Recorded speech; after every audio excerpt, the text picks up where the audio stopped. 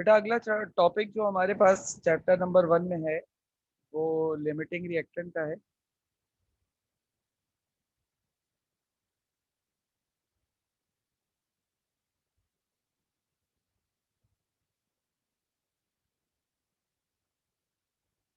Limiting reactant क्या है? Reactant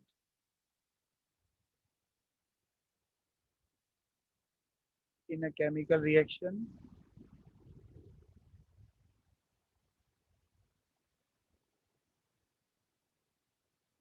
which is totally consumed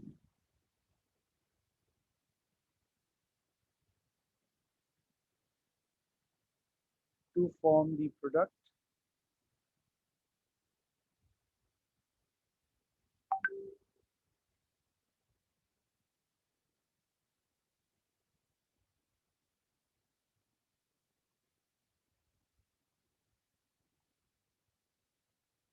is called limiting reactant।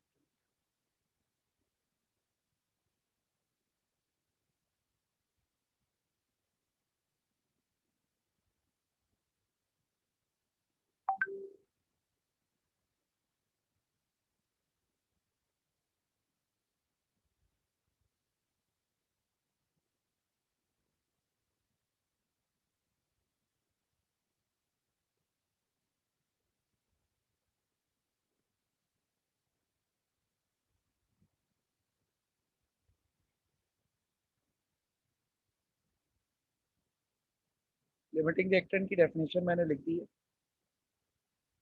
Limiting reactant क्या होता है? लिमिटिंग रिएक्टेंट एक ऐसे रिएक्टेंट को कहते हैं, एक ऐसे सब्सटेंस को कहते हैं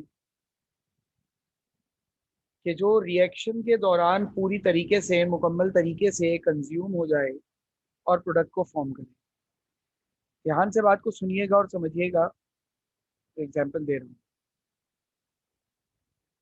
मिसाल के तौर पर आपने कार्बन और ऑक्सीजन का रिएक्शन कराकर कार्बन डाइऑक्साइड फॉर्म की। अब स्टैंडर्ड जो कंडीशन है न्यूमेरिकल की या सवाल की, वो तो ये है कि 12 ग्राम कार्बन 32 ग्राम ऑक्सीजन से रिएक्ट करके 44 ग्राम कार्बन डाइऑक्साइड बनाएंगे। अच्छा, ये मुझे कैसे पता? तो ये भी सवाल आ जाएगा आप लोगों का कि सर ये आपको कैसे पता कि 12 ग्राम कार्बन है और 32 ग्राम ऑक्सीजन है? पहले तो मैं इस मसले को हल कर दूँ आपको।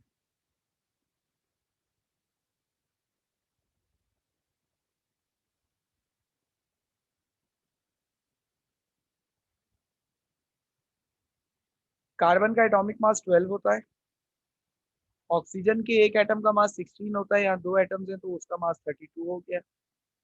कार्बन डाइऑक्साइड का मॉलिक्यूलर मास निकालेंगे तो कार्बन का मास 12 प्लस ऑक्सीजन का मास 32, दो ऑक्सीजन का मास कितना हो जाता है? 44 हो जाता है। इस तरीके से मैंने इसका लिखा 44। तो इस तरीके से मुझे पता चल रहा है कि ये 12 ग्राम लिया है और ये 32 ग्राम और ये 44 ग्राम। ठीक है। अब ये लिमिट, ये रिएक्शन की एक स्टैंडर्ड कंडीशन है जिस पर ये रिएक्शन हो रहा है। अब मिसाल के तौर पर 10 ग्राम कार्बन लूं और 32 ग्राम ऑक्सीजन लूं, तो बताइए कार्बन डाइऑक्साइड कितना बनेगा? कंडीशंस दे रहा हूं आपको और आपसे सवाल कर रहा हूं, कितना बनेगा कार्बन डाइऑक्साइड? 42। शाबाश। मुझे नहीं पता कितना ग्राम बनेगा। 42 आपने कैसे बोला? सर 12 को जब 32 में प्लस किया तो 44 आया, तो 10 को जब 32 में प्लस करेंगे तो सर 42 आ जाएगा। बट ऐसा नहीं है। एग्जैक्टली अमाउंट क्या आएगी वो तो खैर अभी हम यूनिटी मेथड से कैलकुलेट कर सकते हैं, लेकिन मैं अभी उसके ऊपर जा नहीं रहा। आपने जो ये मुझे कहा कि सर 10 ग्राम, देखो इसकी मिसाल ऐसे ही है लिमिटिंग रिएक्टेंट की, कि अगर मिसाल के तौर पे आप एक कप चाय बना रहे हैं और एक कप चाय बनाने के लिए आपको एक चम्मच पत्ती, एक कप पानी, एक चम्मच दूध और एक चम्मच चीनी चाहिए, तो यही इसकी एक स्टैंडर्ड रेसिपी है एक कप बनाने के लिए। लेकिन अगर आप चाय बना रहे हैं 10 कप तो क्या उसमें चीनी एक ही चम्मच डालेंगे? No sir. ठीक है। और अगर मिसाल के तौर पे आप 1 कप नहीं आधा कप चाय बना रहे हैं, तो क्या चीनी अब भी 1 चम्मच ही डालेंगे? थोड़ी कम। कम हो जाएगी ना? कम डालेंगे सर। ठीक है, तो यहाँ पर भी तो कुछ वैसा ही है, जरा सा गौर कीजिए भाई। जब 12 ग्राम कार्बन को जरूरत है 32 ग्राम ऑक्सीजन की, तो 10 ग्राम कार्बन को कम ऑक्सीजन की जरूरत होगी ना, 32 ग्राम ऑक्सीजन की जरूरत कैसे हो सकती है? बात समझ में आ रही है? जी सर। अच्छा, अब मैं बता रहा हूँ कंडीशन 2। अब यहाँ पर इस केस में लिमिटिंग रिएक्टेंट कौन है? ऑक्सीजन है। ये लिमिटिंग रिएक्टेंट है। अब कंडीशन 2 पर आ जाओ। कंडीशन 2 में मान लो कार्बन गिवन है 12 ग्राम और ऑक्सीजन गिवन है 30 ग्राम। अब बताओ कार्बन डाइऑक्साइड कितना बनेगा?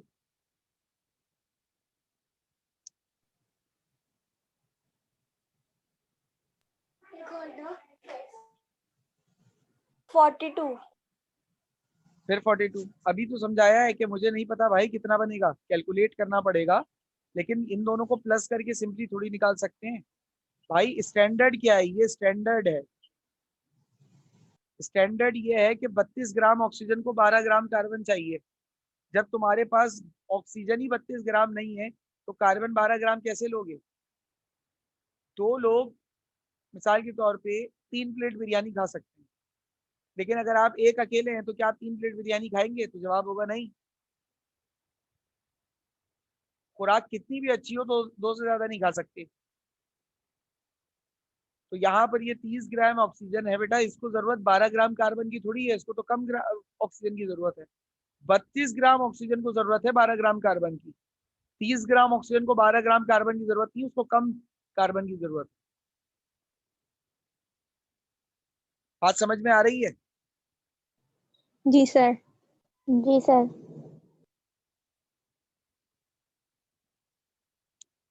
अब कंडीशन नंबर, अब यहाँ पर इस वाले रिएक्शन में लिमिटिंग रिएक्टेंट कौन है? ऑक्सीजन है, क्योंकि इसी की वजह से अमाउंट जो है वो कम हो जाएगी। ठीक है भाई।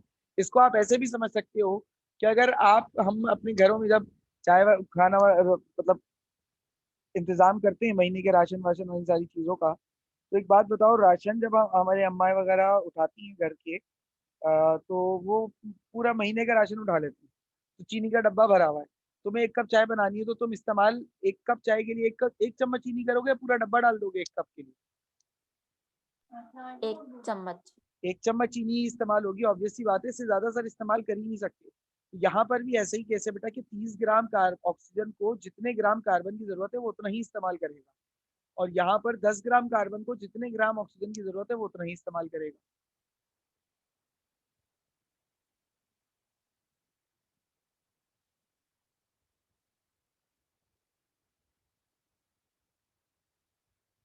अब मान लो मैंने 15 ग्राम कार्बन लिया और 40 ग्राम ऑक्सीजन लिया। अब बताओ कार्बन डाइऑक्साइड कितना बनेगा? नहीं बनेगा सर शायद। बनेगा तो अभी भी, लेकिन कितना बनेगा मुझे नहीं पता, क्योंकि वो मुझे कैलकुलेट करना पड़ेगा। तीनों जगह जो मैंने यहाँ पे क्वेश्चन मार्क डाला है ना, वो इसीलिए डाला है क्योंकि मुझे इसलिए नहीं पता, क्योंकि मुझे कैलकुलेट करना पड़ेगा। अभी कैलकुलेशन में सिखाऊंगा आपको, अभी हमने कैलकुलेशन सिखाई नहीं तो उसकी बात नहीं। बनेगा तो यहाँ पर भी, लेकिन कितना बनेगा ये नहीं पता। अब मैं अगर आपसे पूछूंगी यहाँ पे लिमिटिंग रिएक्टेंट कौन है, तो आप क्या जवाब देंगे? यहाँ तो सर सर जो दोनों है। दोनों लिमिटिंग कैसे हैं? दोनों एक्सेस हैं यहाँ पर। भाई जरूरत है 12 ग्राम की, दिया हुआ कितना है? 15 ग्राम। 15 जरूरत ग्राम। है 32 ग्राम की, दिया हुआ कितना है? 40। 40। ज्यादा ही है ना। यहाँ पर इसको लिमिटिंग कहा क्योंकि गिवन से ये कम था, यहाँ पर इसको लिमिटिंग कहा क्योंकि गिवन से ये कम था। यहाँ पर तो ये दोनों गिवन से ज्यादा है, अब कौन है लिमिटिंग? दोनों है। नहीं, दोनों है। अभी भी इन दोनों में से कोई एक ही लिमिटिंग होगा, लेकिन वो मैं ऐसे नहीं बता सकता कि कौन लिमिटिंग होगा। उसके लिए सवाल को सॉल्व करना पड़ेगा, सवाल सॉल्व करके पता चलेगा कि इन दोनों में से कौन सा लिमिटिंग है। अब मिसाल के तौर पे पहले मैं एक सवाल अब सॉल्व कराऊंगा, फिर आप लोगों को ये बात थोड़ी और मजीद क्लियर हो जाएगी लिमिटिंग रिएक्टेंट।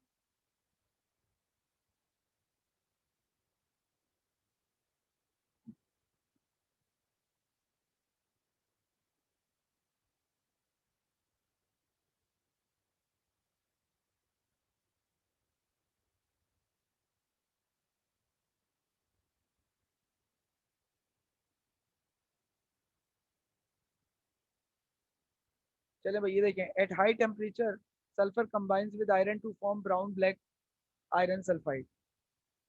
आयरन सल्फाइड बन रहा है आयरन और सल्फर के मिलने से। इन वन एक्सपेरिमेंट, यहाँ पर मैं पहले इसको डेटा बनाऊं।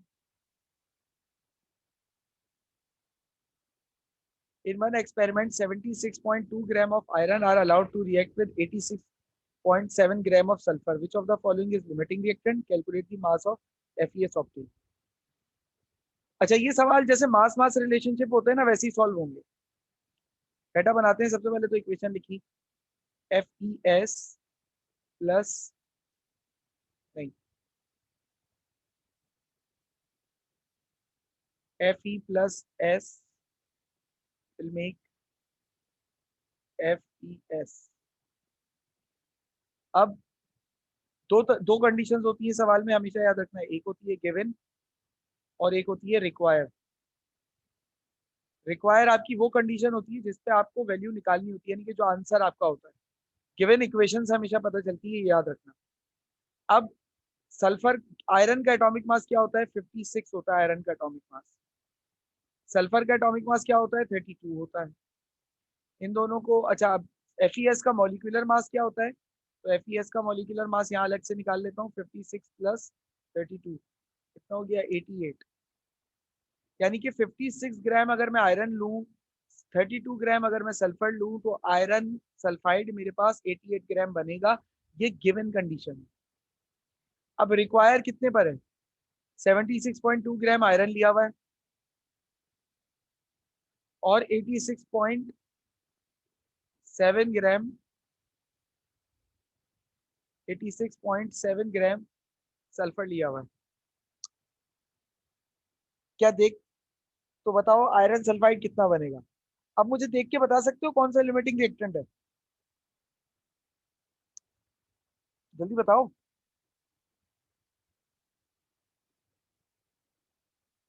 आंखों से देख के बता सकते हो भाई कि लिमिटिंग रिएक्टेंट कौन सा है? No sir. नहीं बता सकते। क्यों? No sir.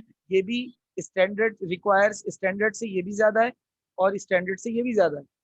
तो अब क्या तरीका होगा? अब थोड़ी देर के लिए, अब मैं सवाल के सॉल्यूशन पे आ रहा हूँ।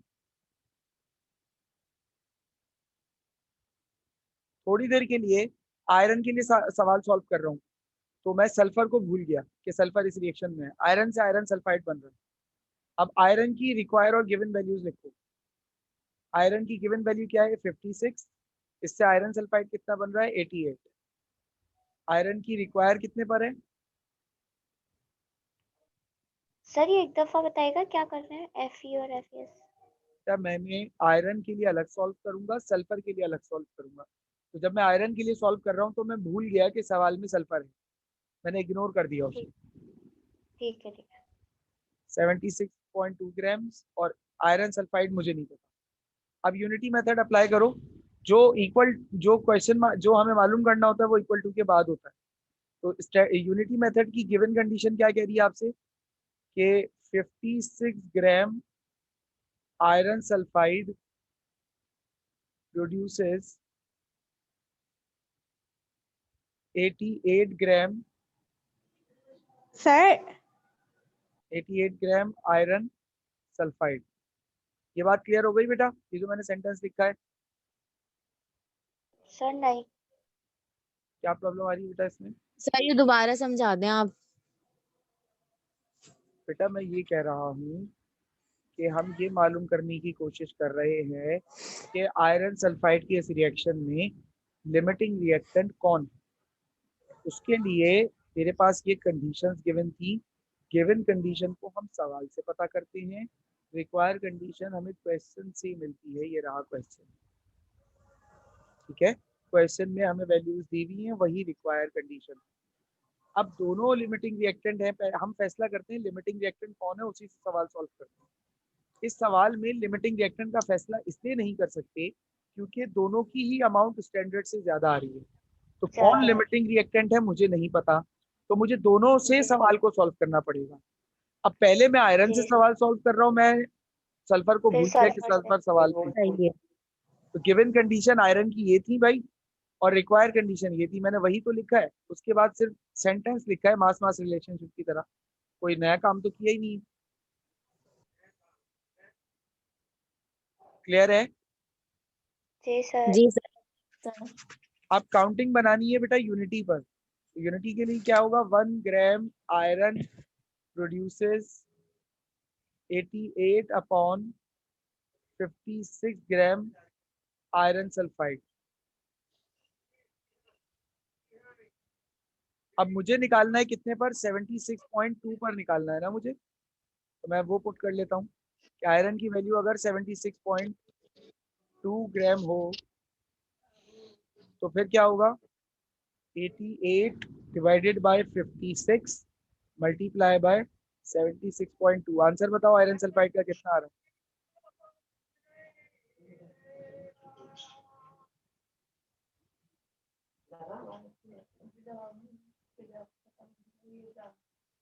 सर 119.7। 119.7 ग्राम आयरन सल्फाइड। ये आयरन सल्फाइड की अमाउंट बन गई। ये आयरन से सवाल सॉल्व हो गया। अब मुझे सवाल सॉल्व करना है सल्फर से। जब सल्फर से सवाल सॉल्व करूंगा तो मैं भूल जाऊंगा सवाल में आयरन है। 32 ग्राम से 88 ग्राम बन रहा है। सल्फर प्रोड्यूसेस आयरन सल्फाइड 32 ग्राम और आयरन सल्फाइड कितना है, 88 ग्राम। सल्फर कितना दिया हुआ है, 76.2 ग्राम। नहीं, सल्फर दिया हुआ है 86.7 ग्राम। 86.7 ग्राम से ये निकालना है।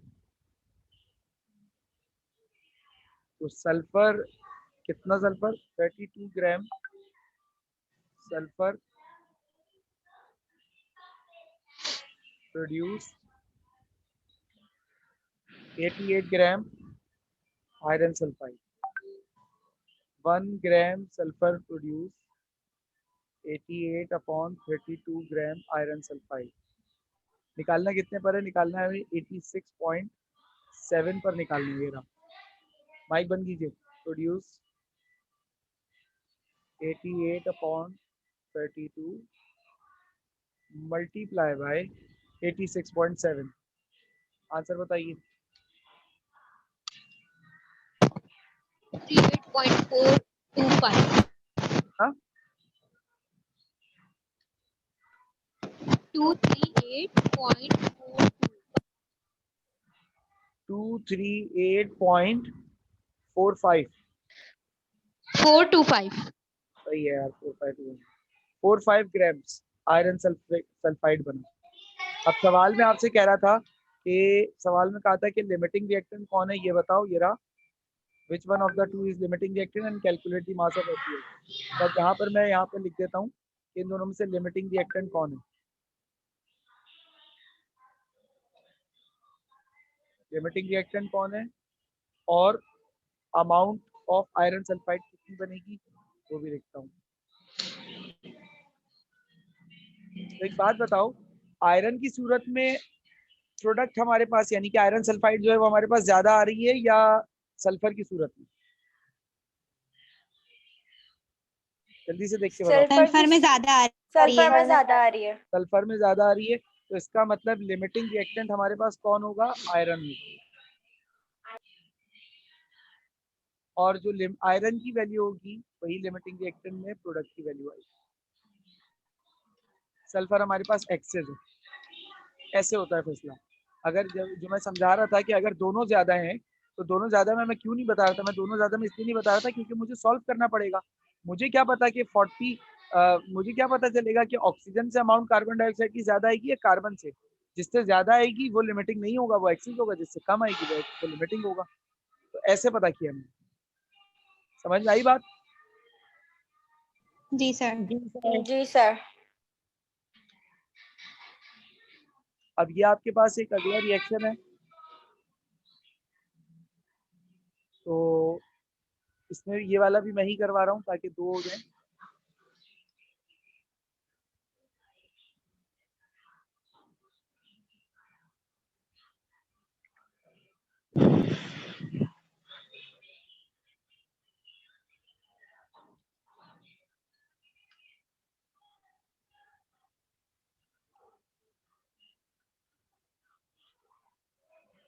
कार्बन और ऑक्सीजन को मिलाकर कार्बन डाइऑक्साइड बना रहे हैं। अब इसमें भी गिवन और रिक्वायर कंडीशंस होती हैं। हर सवाल में सेम पैटर्न ही यूज होगा।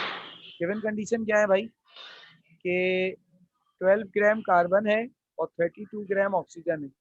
इससे 44 ग्राम हमारे पास कार्बन डाइऑक्साइड बन रहा है। रिक्वायर कितने पर है? You are provided with 6 gram carbon, carbon का दिया हुआ है 6 ग्राम एंड 100 ग्राम ऑक्सीजन, और 100 ग्राम ऑक्सीजन दी हुई है। Calculate the amount of CO2, amount of CO2 मालूम करो, प्रिपेयर्ड बाय रिएक्टिंग देम, इनको मिलाने से क्या होगा। Which one of them is limiting reactant, इनमें से लिमिटिंग रिएक्टेंट कौन होगा। अब बताओ इसमें फैसला कर सकते हैं लिमिटिंग रिएक्टेंट का या नहीं कर सकते? नहीं कर सकते। नहीं कर सकते। बेटा अकल के अंधे हो क्या तुम लोग? कर सकते हैं सर। कर सकते। बल्कि नहीं कर सकते। कार्बन लिमिटिंग रिएक्टेंट है। कार्बन लिमिट, इसमें कार्बन लिमिटिंग रिएक्टेंट है।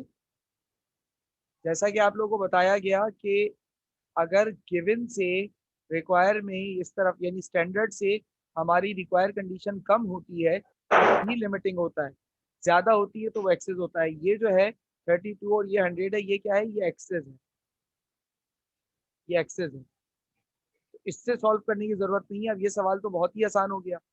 इस सवाल में सिर्फ कार्बन से सॉल्व करना और किसी से सॉल्व ही नहीं करना। लिमिटिंग रिएक्टेंट आपने बता दिया, सॉल्यूशन करेंगे। क्या है स्टैंडर्ड कि 12 gram carbon 44 gram carbon dioxide produce कर रहा है। लिख दिया आपने 12 gram carbon produces 44 gram carbon dioxide. 12 gram carbon 44 carbon dioxide produce कर रहा है, ठीक है। अब आपके पास कितने पे 1 पे निकालना है? पहले तो 1 यूनिटी के लिए काउंटिंग बनाए। 44 divided by 12 gram of carbon dioxide.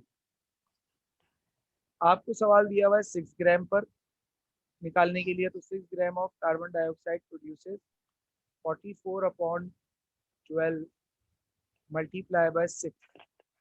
इसको डायरेक्ट कर लेते हैं। 6 1 जा 6, 6 2 जा 12, 2 को 44 से डिवाइड करोगे आ जाएगा 22 ग्राम ऑफ कार्बन डाइऑक्साइड। इसमें बस इतना करना था। ये आपके पास आ गया कार्बन डाइऑक्साइड की अमाउंट। लिख दीजिए अमाउंट ऑफ CO2 फॉर्म। यहाँ पर आपने amount of CO2 form mention कर दिया। और लिमिटिंग रिएक्टेंट कौन है यहाँ पर वो भी लिख दीजिए। Limiting reactant limiting reactant carbon. Carbon. हो गया सर, ये सवाल का सॉल्यूशन था। इससे ज़्यादा इसमें कुछ करना भी नहीं है।